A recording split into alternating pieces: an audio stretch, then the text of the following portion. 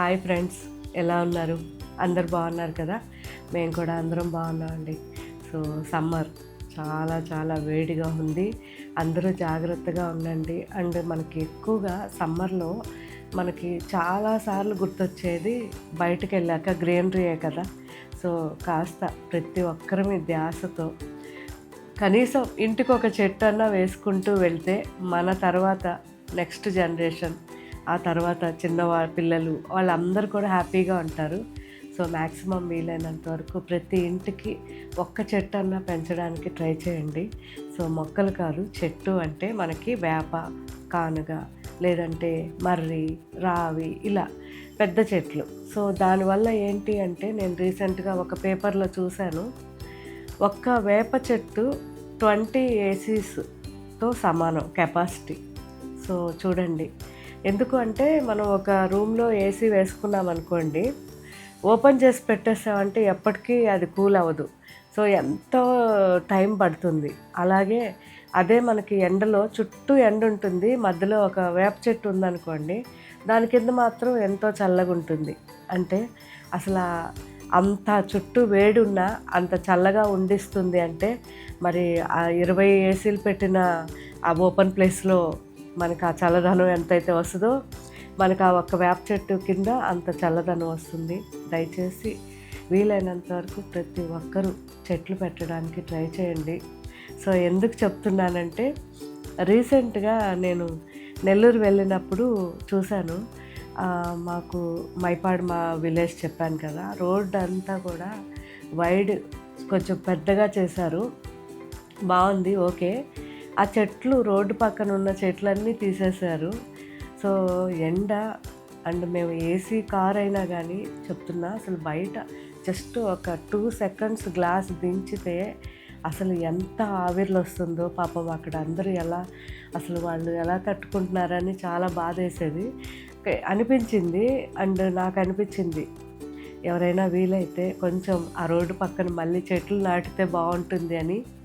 ఎందుకంటే మనం చిన్నప్పుడు కూడా మన బుక్స్లో అంతా కూడా చదివాం కదా, అశోకుడు రోడ్డు పక్కన 2 పక్కల చెట్లు, ఇరువైపులా చెట్లు నాటించెను అని. సో ఆ సెంటెన్స్ నాకు ఇప్పటికి కూడా గుర్తుంటుంది. ఎందుకంటే నాకు చాలా ఇష్టం అన్నమాట చెట్లంటే. అందువల్ల ఆయన ఎంత కింగ్ అయినా చెట్లకి వాల్యూ అనేది ఆయనకి చాలా బాగా తెలిసింది. అంటే నిజంగా ఇప్పుడు రోజుల్లో మనం కూడా ఎవరైనా సరే పొలిటికల్ వాళ్ళు కానీ తెలుసుకుంటే ఆయనలాగా, అశోకుడిలాగా బాగుంటుందని నా ఉద్దేశం. సో వీలైనంత వరకు రోడ్డు పక్కల 2 పక్కల కూడా జస్ట్ మామిడి టెంకలైనా పెట్టేసినా వచ్చేస్తాయండి మామిడి చెట్లు కూడా. ఎవరైనా పండులు, మనకి యానిమల్స్ అయినా తింటాయి, అండ్ మంకీస్ కానీ ఇవన్నీ ఉంటాయి కదా, తింటాయి. తర్వాత లేదు అంటే వెళ్ళేవాళ్ళు దారిలో కూడా హ్యాపీగా తింటారు, ఎంజాయ్ చేస్తారు. పనస చెట్లు, తర్వాత ఇవన్నీ చిన్న గింజతో వచ్చేస్తాయి. సో మీ ఇంట్లో ఒక పనస చెట్టు తెచ్చుకున్నారనుకోండి, జస్ట్ ఒక పాట్లో అవన్నీ కూడా పెట్టేశారంటే మొక్కలు వచ్చేస్తాయి. సో నేను ఇప్పుడు కూడా రెడీ చేయిస్తున్నాను. రేపు మీకు రైనీ సీజన్లో పనస మొక్కలు ఇస్తాను. ఎందుకంటే చాలా రేర్ ఫ్రూట్, అది చాలా బాగుంటుంది. చిన్నగా వస్తాయి, చాలా స్వీట్ ఉంటాయి, అండ్ చాలా జ్యూసీ ఉంటాయి అన్నమాట. సో బయట దొరికాయి మనకి కొబ్బరిలాగా ఉంటాయి కదా, ఇవి మాత్రం నాటువి, చాలా జ్యూసీగా చాలా బాగుంటాయి. సో మాకు ఎవరో గిఫ్ట్ ఇస్తారు అప్పుడప్పుడు, అవి నేను మీకు ప్లాంట్స్ చేసి ఇవ్వాలనేది నా ఉద్దేశం. నేను రేపు రైనీ సీజన్లో తప్పకుండా మీకు అందరికీ కూడా ఇవ్వాలనుకుంటున్నా. ఇంకా మీరు కూడా ఇలాగే మీ ఇంట్లో, ఇప్పుడు సీజన్ కదా, మామిడి చెట్లు వస్తాయి, జస్ట్ భూమిలో పెట్టేస్తారంటే మొక్క వస్తుంది. ఎవరొకరికి గిఫ్ట్గా ఇవ్వండి. రోడ్డు పక్కన అలా పెట్టేస్తారు ఎక్కడో దగ్గర, అంటే వాళ్ళ ఇంటి ముందు రోడ్డు ఉంటుంది కదా, ఎక్కడైనా ఒకరికి అప్పచెప్పేస్తే చాలు. సో హ్యాపీగా వాళ్ళు పెంచగలుగుతారు. అండ్ వీలైనంత వరకు మన పొలిటికల్ వాళ్ళకైతే రిక్వెస్ట్, లీడర్స్కి, మన ఎమ్మెల్యేలు, మనకి ఊర్లలో అయితే సర్పంచ్లు, వీళ్ళందరికీ రిక్వెస్ట్, వీలైనంత వరకు రోడ్డు పక్కల 2 పక్కల కూడా మంచిగా మొక్కలు నాటించండి.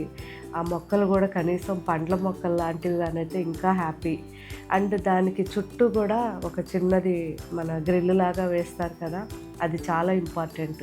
సో పెద్ద మొక్క అయ్యే వరకు అది కాపాడుతుంది. కాబట్టి ట్రై చేసి కొంచెం వీలైతే గ్రీనరీ పెంచండి. నెక్స్ట్ ఇవన్నీ మన కోసమే, మన స్వార్థంతో మనం చేయాల్సినవి. మన పిల్లలు బాగుండాలి, వాళ్ళ పిల్లలు బాగుండాలి, హ్యాపీగా గ్రీనరీలో ఉండాలి అంటే గ్రీనరీ పెంచుకోవాల్సిందే. సో తెలుసో తెలియకో మన జనరేషనే తప్పు చేసింది.